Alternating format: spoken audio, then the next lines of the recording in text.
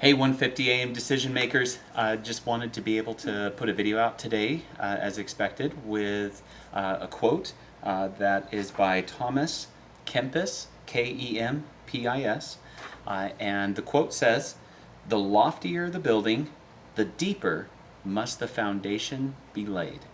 Again, the loftier the building, the deeper must the foundation be laid.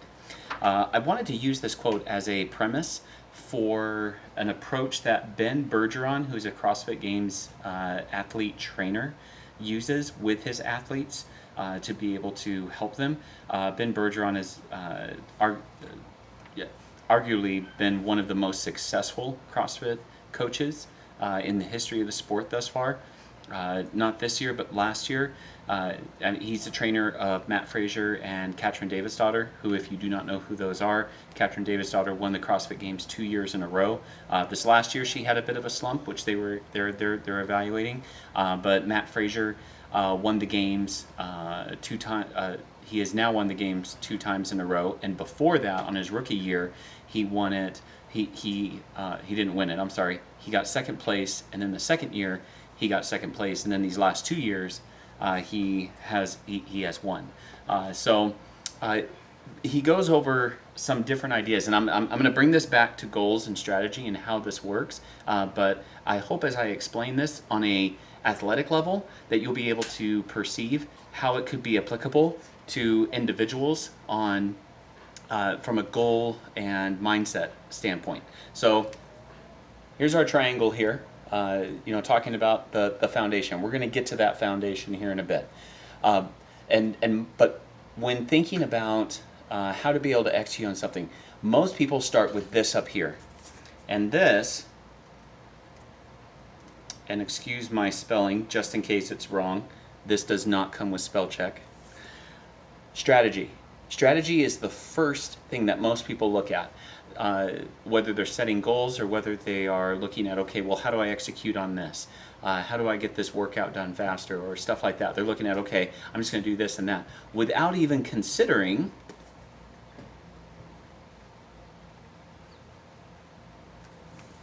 their ability.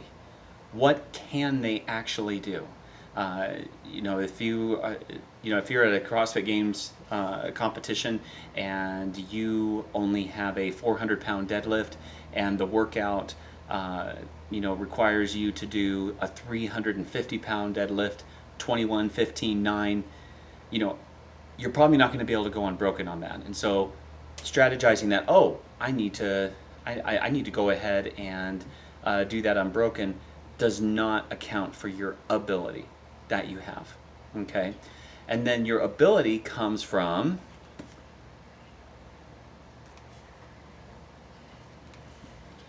the process that you are following. How much are you working out? Are you putting in the work?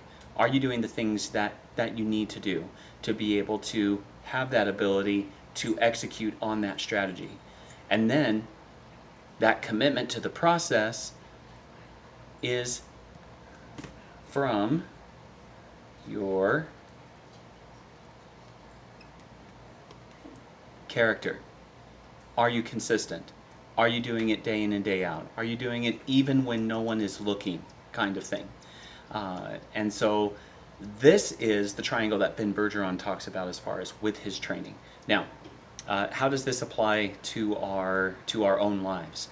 So let's say, I'll just use me as an example, and I hope that this helps to be able to clarify all this. I wanted to be able to wake up 1:50 a.m., okay, to be able to work out. All right, my own value system tells me that that's the only time that I have to work out during the day, because through the rest of the day, I have dad stuff, I have job stuff, and then if I'm going to wake up at that time, I got to be able to get to sleep.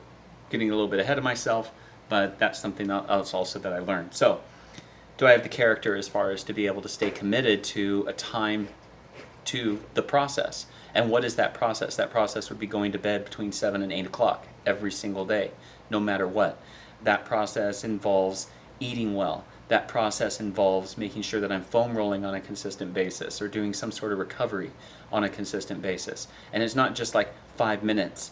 It's 15 to 30 minutes each day. Am I doing that to be able to help speed up my recovery and make it as efficient as possible?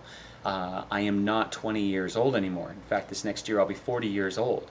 And so it's important for me to consider, especially what I'm eating and what I'm doing to recover, because what I do in the gym has not as much bearing on my growth as my recovery now. And then from that process, that increases my ability, which then goes into what my strategy would actually be. So if I'm waking up early, if I'm getting to bed on time, I can execute. I will have the ability to be able to wake up early, and I can take that strategy of using an early morning time.